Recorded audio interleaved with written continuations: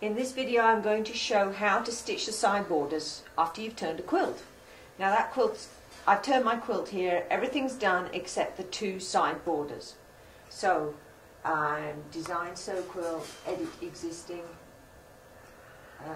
JJ, that one, continue. Touch a reference point on the screen. Okay, I've rotated my quilt, so I need to rotate the image. So I'm going to rotate the quilt counterclockwise. And there it goes. So this border is the one I'm going to be working on. So now I'm going to touch a reference point, and I'm just going to touch the point right in there, so where the border seam meets the body of the quilt, that one there. So I needed to zoom in to see it. Now I'm going to move my needle to that point, lower it a bit so I'm sure I'm on the right spot. Okay, now IQ is aligned. Now when I drafted this quilt, of course I made it a perfect square, and it isn't a perfect square anymore just because of the way I pieced.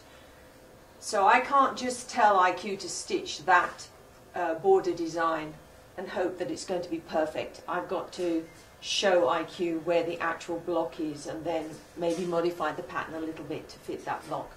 So what I'm going to do is add edit block. I'm going to add a block and I'm going to mark on quilt.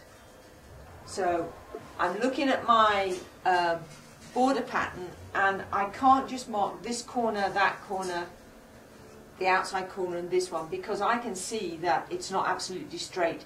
So I'm going to start off here at this corner, touch OK, move the machine along a little bit until I think the line is deviating a bit from the straight, touch OK, just going by eye.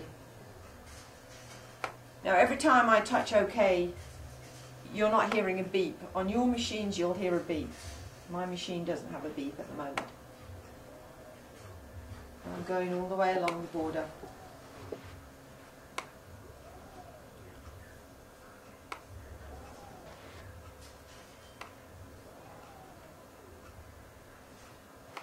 Okay, now I have a seam line here because I have cornerstones in my borders, so I'm going to go up that.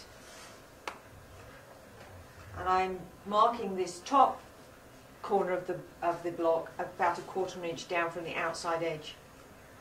Okay, and again along the edge, I'm staying 1/4 inch down from the raw edge. And wherever I think the fabric deviates from absolutely horizontal, I'm touching a point.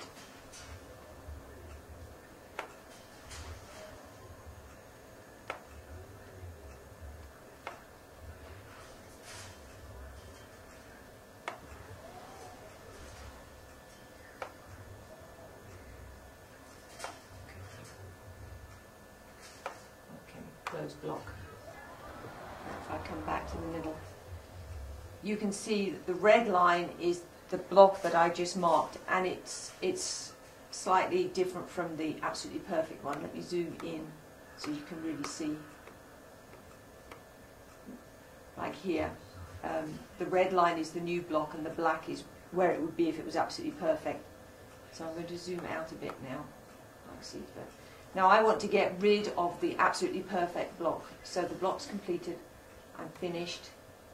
I want to delete a block, so I'm going to zoom in so I can see the two lines. Now I'm going to put my needle over the edge of the block on the quilt, and that's the green line there, so I know that's my new block and I can delete this block here.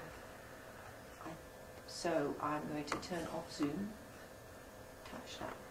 Now I have to pan it a bit so I can get to a reference point to touch, which is the corner. Okay, let me move the machine over here to the corner. Let's make sure I'm deleting the right block.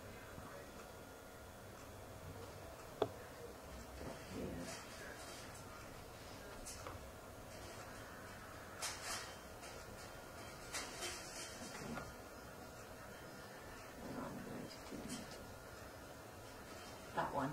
the perfect block turned red, so that's the one I want to delete. Continue. Are you sure you want to delete? Yes. Okay, and now I have the pattern in the modified block. So I want to modify the pattern now, not the block. So I touch finished here, add edit pattern, modify pattern. I'm going to touch the pattern, it's turned red, and I'm going to zoom in so I can see it a bit better. First thing I want to do is move it. The center of the block has a reference point, so does the center of the pattern, and I'm just going to move the pattern so the two center points are over each other. Now, just by eye, I can see that the space between the bottom of the border and the seam line is too great, so I'm going to move the pattern down a bit so it looks good. Now I'm going to put the grid on and zoom in so that I can see each of these little squares of the grid line is an inch, and I think I just need to move that pattern down a little bit more. Okay, now I'm going to pan along and have a look. Okay, I'm paying attention to how far over the pattern goes from the block. Over the end of the block. This side, see, it doesn't go over the red line at all, so I'm going to move the pattern that way. It's just over, so I'm going to pan back and look at this end, see if it's about the same. It's still a bit too much here, so I'm going to move it some more. I'm paying no attention to this and that. I'm just looking at the edge of the block, the red line there. I'm going to pan back.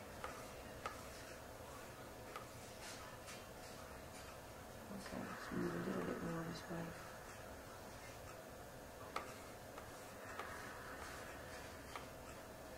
Okay, that doesn't look too bad. It's about the same.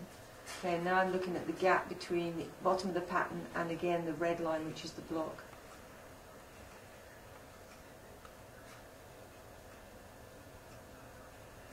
And I'm looking at the gap up here too.